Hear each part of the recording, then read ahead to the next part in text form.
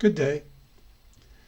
I've decided to start making videos based on the articles I publish and the Substack pieces that I post, because I find that these days written articles do not reach the readership that I would like, and that videos are likely to reach more people. So when I publish an article or post a Substack piece, I will make a video which will not be exactly the same, but I will elaborate on it a bit.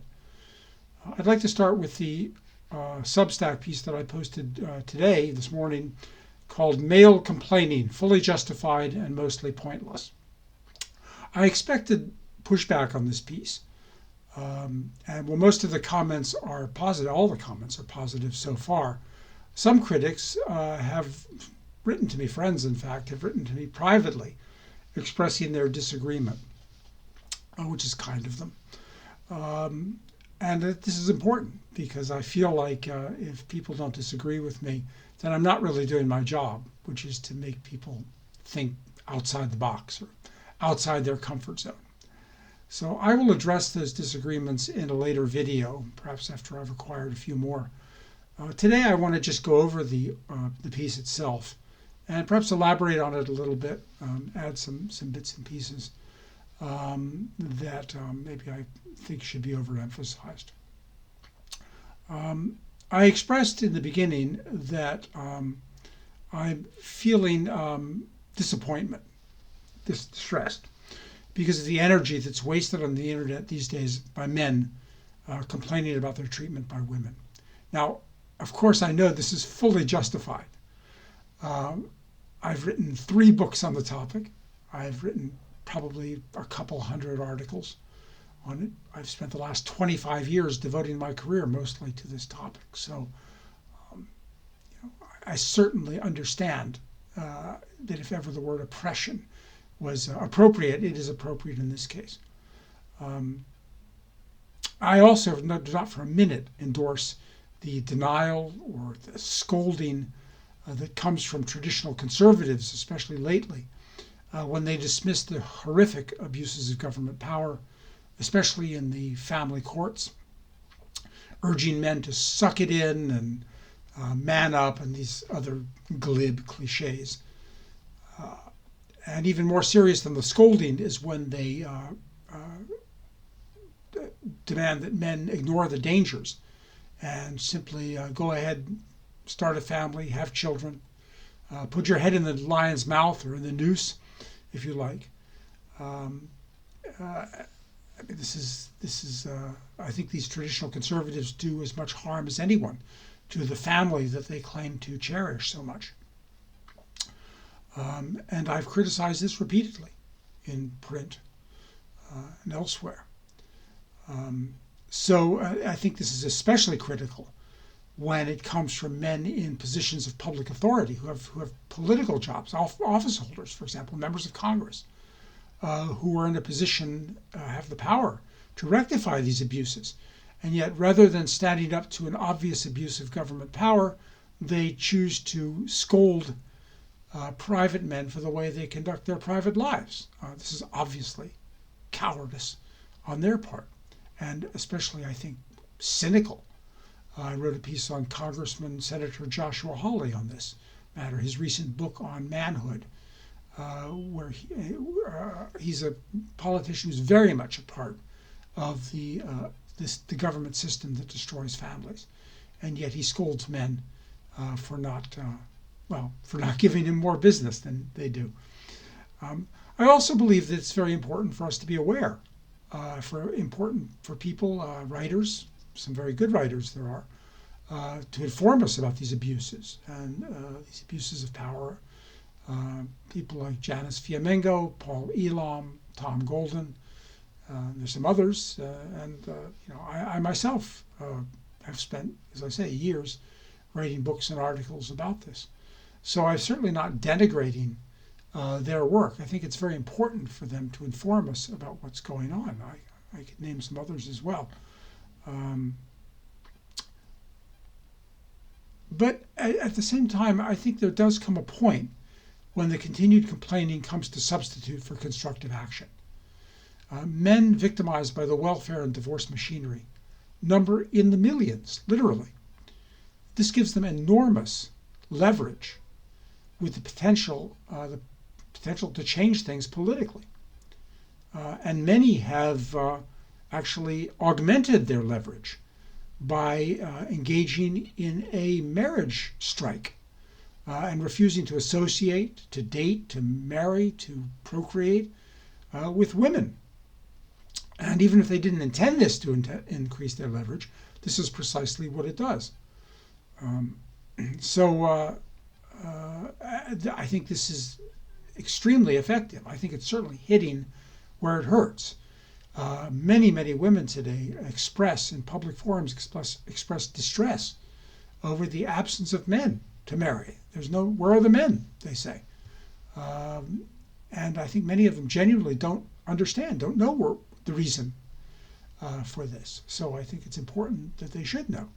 And of course, another indication that this hits where it hurts is the scolding of the traditional conservatives. So we know that this is having an impact. This marriage strike. The problem is that there's little indication that the men are translating this leverage into constructive purposes. I think oftentimes they seem to be indulging their grievances, just as women have long done, as a pastime in itself. These endless he said, she said accounts, the tales of victimization, the unfairness of it all. It's all painfully true, and yet it achieves nothing after a certain point. And the fact that some of the most prominent voices, some of the best voices, are women, seems to indicate, it makes it seem almost as if men are waiting for women to rescue them from the railroad tracks. So we have to do more with our lives than just watch videos, read articles, and click like and leave comments. I think this in itself is a form of feminization. I think it's a victory for women. It's well known that women, especially certain women, love to complain about men. I think women generally love to talk about relationships. They thrive by indulging in endless he said, she said discussions, and frankly in gossip. And some openly admit that they enjoy talking about problems without necessarily offering any solutions. They just want somebody to listen.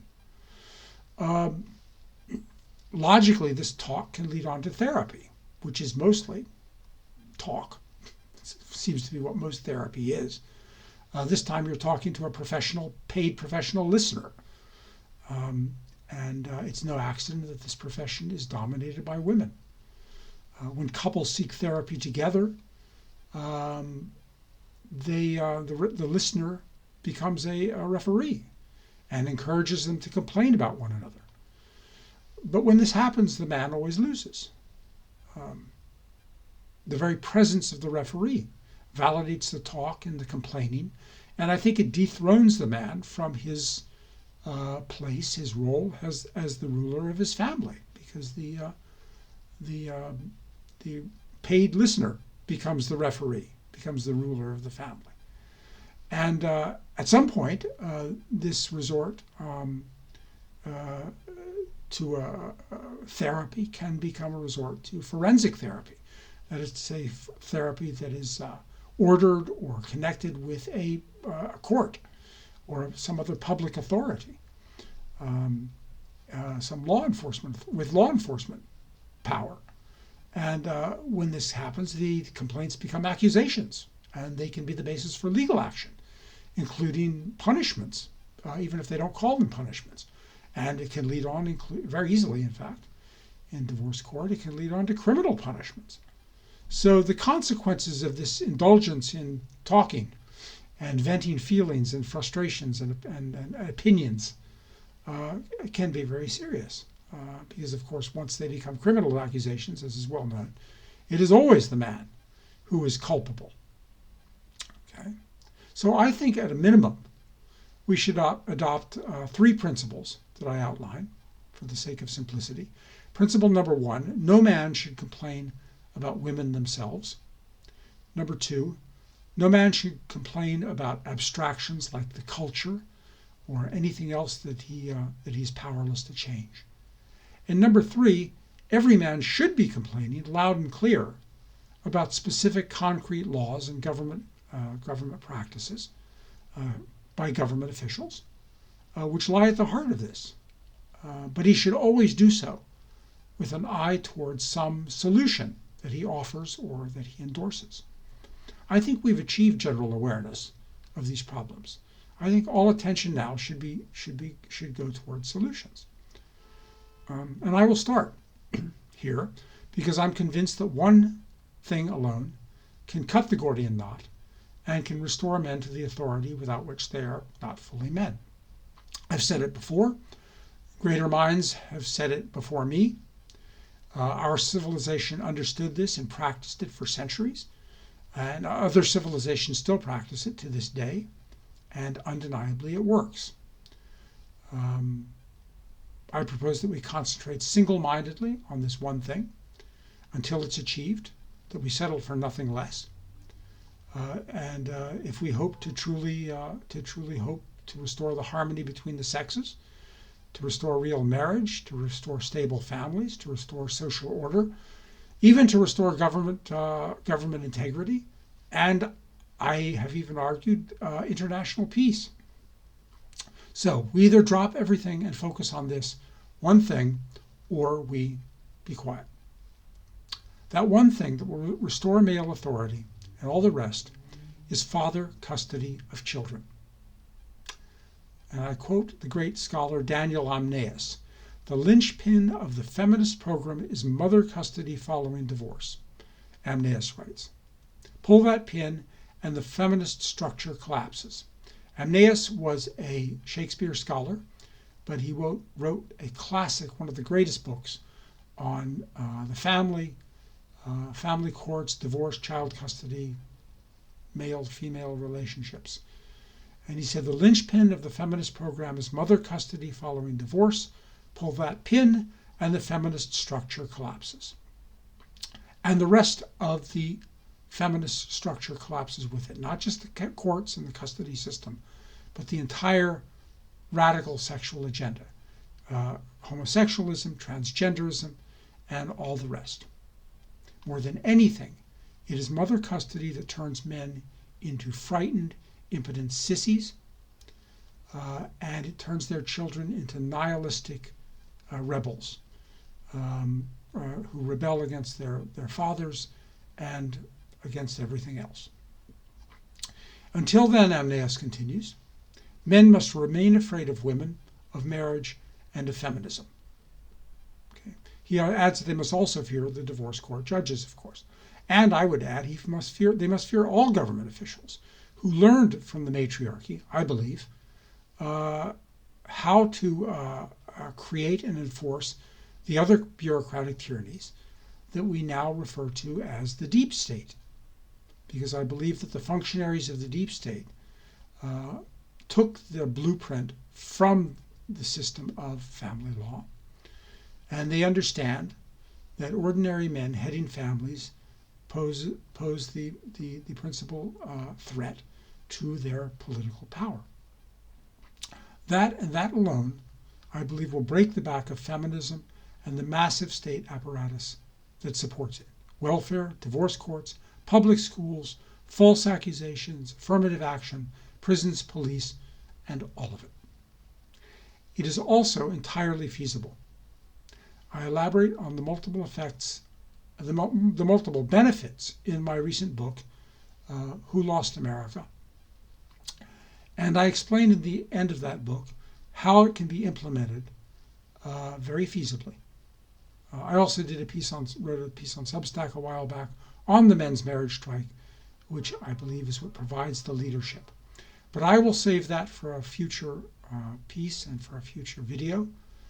And in the meantime, I invite discussion on this. Thank you very much.